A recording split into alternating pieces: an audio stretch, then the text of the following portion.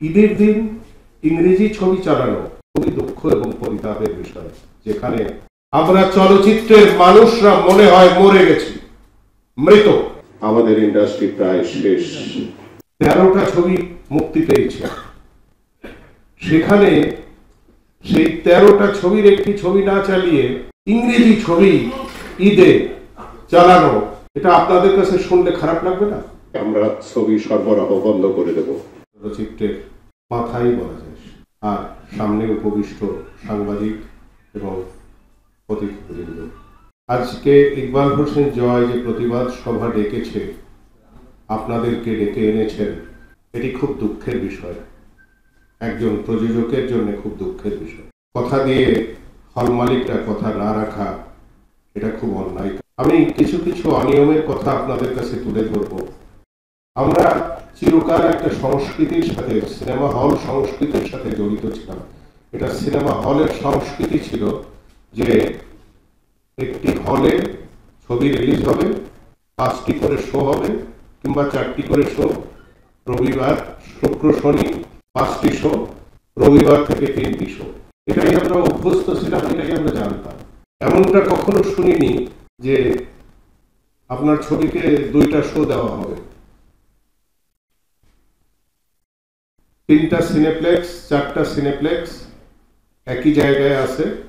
কোন হলে কখন চলবে সেটা প্রযোজকও জানেন না, দর্শকরা কিভাবে জানবে কোথায় কখন চলছে?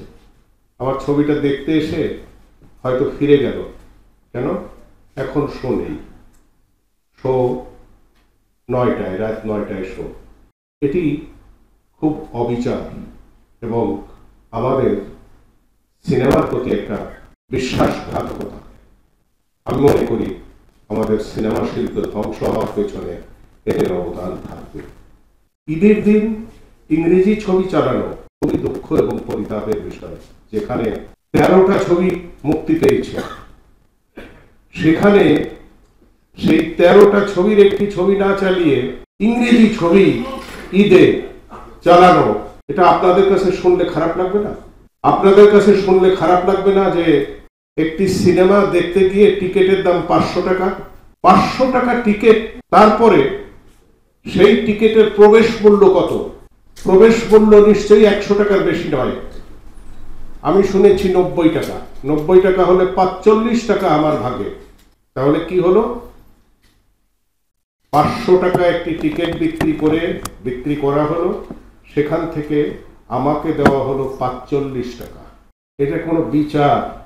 এটা কোনো কথা? আমরা চলচ্চিত্রের মানুষরা মনে হয় মরে গেছি, মৃত। আমাদের চলচ্চিত্রের মানুষরা মনে হয় মৃত এবং আমরা প্রতিবাদ করতে পারছি না। প্রতিবাদে সোচ্চার হওয়া উচিত ছিল অনেক আগে। আজকে ইকবাল কেন প্রতিবাদ করবে? প্রতিবাদ করা উচিত সমগ্র ফিল্ম ইন্ডাস্ট্রি, যেখানে ফিল্ম ইন্ডাস্ট্রি শেষ হয়ে যাচ্ছে, মৃত হয়ে যাচ্ছে। সেই মৃত ইন্ডাস্ট্রির উপরে যদি দেখা যায় যে একটা মৃত মেয়েকে ধর্ষণ করছে একটা লোক, তেমনই স্বামী, এই দুঃখ আমরা কোথায় রাখবো?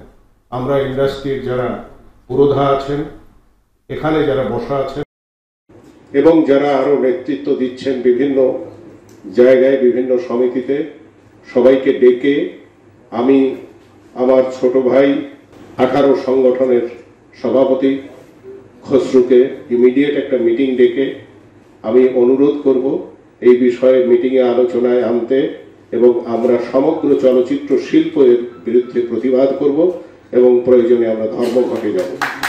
এবং আমরা মন্ত্রণালয়ে গিয়ে, আমাদের প্রতিনিধি গিয়ে মাননীয় মন্ত্রী মহোদয়কে অবগত করবেন এবং একটা সময় বেঁধে দিয়ে আসবেন, যে সময় পরে আমরা ছবি সরবরাহ বন্ধ করে দেব।